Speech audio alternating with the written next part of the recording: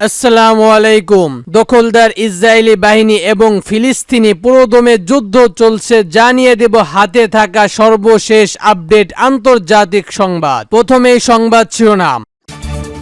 পাকিস্তানে একাধিক হামলায় নিহত 61 জন। আরও জানিয়ে দিব ইউক্রেনে রাইটার্সের নিরাপত্তা উপদেষ্টা নিহত। আরও জানিয়ে দিব ইসরায়েলে হামলা করায় হিজবুল্লাহর প্রশংসা করল ইরান। সর্বশেষ জানিয়ে দিব বুর্কিনা ফাসো সন্ত্রাসী হামলায় হতাহত 340 জন। শুনছিলেন সংবাদ শিরোনাম, এরপর বিস্তারিত। তার আগে আমাদের ভিডিওটি যদি ভালো লেগে থাকে তাহলে লাইক কমেন্ট শেয়ার করে দিবেন, আর আমাদের ভিডিওটি সর্বপ্রথম পেতে চ্যানেলটিকে সাবস্ক্রাইব করে রাখবেন। পাকিস্তানে একাধিক হামলায় নিহত 61 জন। এবার শুনুন বিস্তারিত। পাকিস্তানে বেলুচিস্তানে সোমবার একাধিক হামলায় 23 জন যাত্রী সহ কমপক্ষে 40 জন নিহত হয়েছে। জবাবে নিরাপত্তা বাহিনীর গুলিতে 21 জন সন্ত্রাসী নিহত এবং বেশ কয়েকজন আহত হয়েছে। পাকিস্তানি গণমাধ্যম ডন জানান, রোববার গভীর রাতে হামলাগুলো শুরু হয় মস্কের কালাল, পার্সি এবং সোনাচ্ছের ভেরি এবং পুলিশ সেন্টারগুলো লক্ষ্য করে। এতে অসংখ্য হতাহতর ঘটনা ঘটে। সিবি পাঞ্জাব মস্কে তুরবো বেলা এবং কোয়ার্টের বিস্ফোরণ ও গ্রেফ হামলার খবর পাওয়া গেছে। সন্ত্রাসীরা মস্কের কাছে একটি রেলপথ উড়িয়ে দিয়েছে। সন্ত্রাসীদের হামলার কালাতে নিরাপত্তা বাহিনী 11 জন নিহত হয়েছে। এদিকে বেলা 12টার সঙ্গে সঙ্গে জানা গেছে বোলাতে 6টি লাশ পাওয়া গেছে। সামরিক বাহিনীর পর এই বিবৃতি জানিয়েছে তাদের সঙ্গে সংঘর্ষ 21 জন সন্ত্রাসী নিহত হয়েছে এবং অপসারণের সময় আইন প্রয়োগকারী সংস্কার 4 জন ও 14 জন নিরাপত্তা কর্মী শহীদ হয়েছে। এই সংখ্যার মধ্যে কালাতে শহীদ হওয়া 4 জন বেশির কর্মী আন্তর্জাতিক কিনা তা এখনো স্পষ্ট নয়। এদিকে প্রদেশটির সর্বোচ্চ কর্মী বিচ্ছিন্ন দাবির গোষ্ঠী বুয়েট লিবিয়ার অর্জন এফিয়ার পাঠানো এক বিবৃতিতে রাতভর অভিযানের দায় স্থগিত করেছে। নজিবুল্লাহ কাদরার নামে মুখপাত্রর এক পূর্ব কর্মকর্তা বলেছেন, জঙ্গিরা বেলুচিস্তানের সঙ্গে পাঞ্জাবের সংঘটিত একটি মহাসড়কে বেশ কয়েকটি বাস, ট্রাফিক এবং ভ্যান থামিয়ে দেয়। এই সময় কমপক্ষে 22 জন নিহত এবং 5 জন আহত হয়। কাকারেতের মতে নিহতদের মধ্যে 19 জন পাঞ্জাবি এবং 3 জন বেলুট করেছে, বেশিরভাগ পাঞ্জাবের শ্রমিক।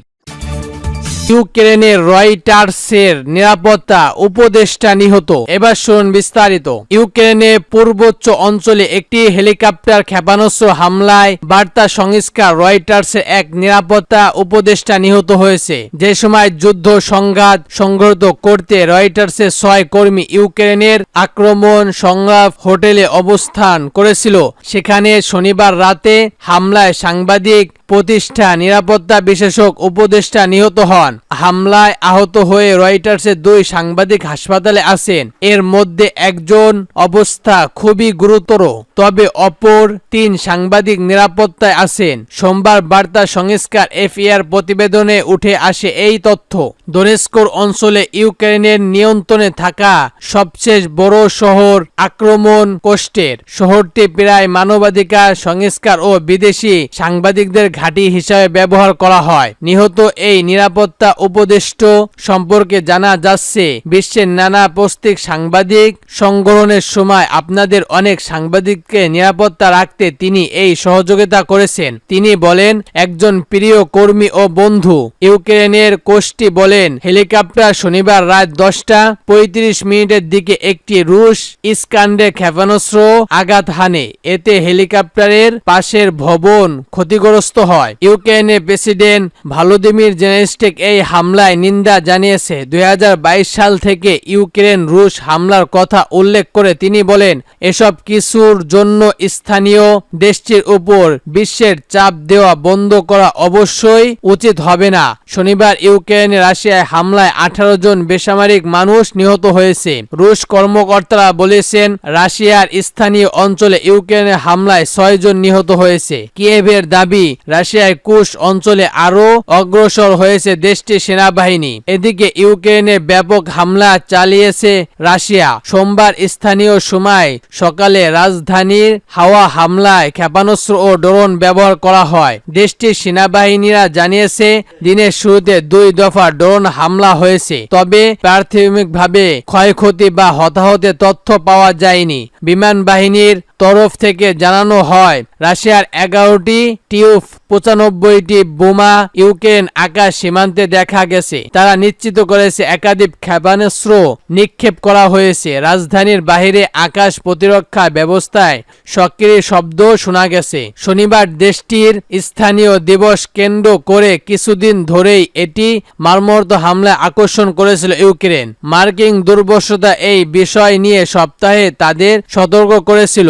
কিয়েভের প্রশাসনের প্রধান সামাজিক যোগাযোগ মাধ্যমে টেলিগ্রামে বলেছিলেন আন্তর্জাতিক সময় 2:30 দিকে কিয়েভের কাছাকাছি এলাকায় 10টির বেশি ড্রোন ধ্বংস করা হয়েছে। এদিকে লুট শহরে উত্তর পশ্চিম বিস্ফোরণের তথ্য নিশ্চিত করেছে স্থানীয় কর্মকর্তারা। এটি প্ল্যান্টের ব্লক ক্ষতিগ্রস্ত হয়েছে বলে তারা জানিয়েছে। সম্ভাব্য ক্ষয়ক্ষতি যাচাই করা হচ্ছে। পোল্যান্ড সামরিক বাহিনী অপারেশন কমান্ডার সামাজিক যোগাযোগ মাধ্যম এক্সে জানিয়েছে রুশ হামলার পর মিত্রদের বিমানের সঙ্গে যৌথভাবে তারা সতর্ক অবস্থায় গ্রহণ করছে। হামলায় দেশটির সীমা পরবর্তী ইউক্রেনের পশ্চিম অঞ্চলে আক্রমণ হয়েছিল। ইউক্রেনের president Vladimir Zelensky chiefs of কেন্দ্রীয় সড়কের প্রতিবেদনে অঙ্গীকার তথ্য টেলিগ্রামে বলেছেন আমাদের হামলা করার জন্য রাশিয়াকে বড় মূল্য দিতে হবে। তাদের গুরুত্বপূর্ণ অবকাঠামো ধ্বংস করা হবে। হামলার বিষয়ে রাশিয়ার পক্ষ থেকে কোনো তাৎক্ষণিক মন্তব্য করা হয়নি। বেসামরিককে লক্ষ্য করে হামলা পরিচালিত অভিযোগ দুপক্ষের বর্বরত স্থানীয় করা হয়েছে। প্রত্যক্ষের দাবি প্রতিপক্ষের যুদ্ধর চেষ্টা দুর্বল করতে গুরুত্বপূর্ণ অবকাঠামো ধ্বংস করা তাদের উদ্দেশ্য। ইসরায়েলে হামলা করায় হিজবুল্লাহ প্রশংসা করল ইরান। এবার শুনুন বিস্তারিত।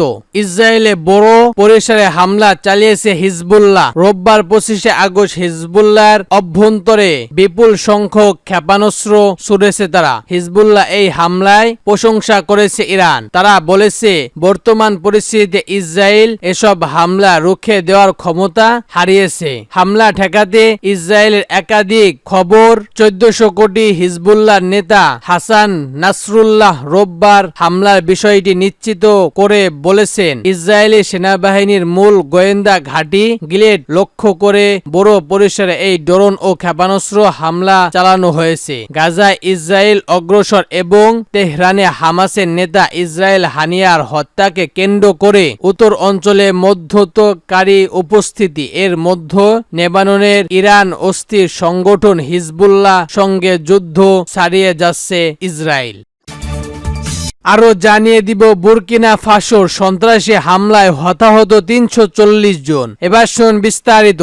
আফ্রিকার দেশ বুর্কিনা ফাসোর রাজশাহীর অঞ্চলে স্থানীয় হামলায় অন্তত 340 জন হতাহত হয়েছে। শনিবার দেশটির কৌশলগত শহর করা থেকে প্রায় 40 কিলোমিটার উত্তরে বার্সা ঘোষণের অঞ্চলে এই হামলার ঘটনা ঘটে। আল কায়েদের সঙ্গে যুদ্ধ একটি সংঘাত গোষ্ঠী হামলার দায় স্থানীয় করেছে। প্রতিবেদনে বলা হয়েছে এই হামলায় 200 জন নিহত এবং কমপক্ষে 140 জন আহত হয়েছে। সূত্র মেহের নিউজ।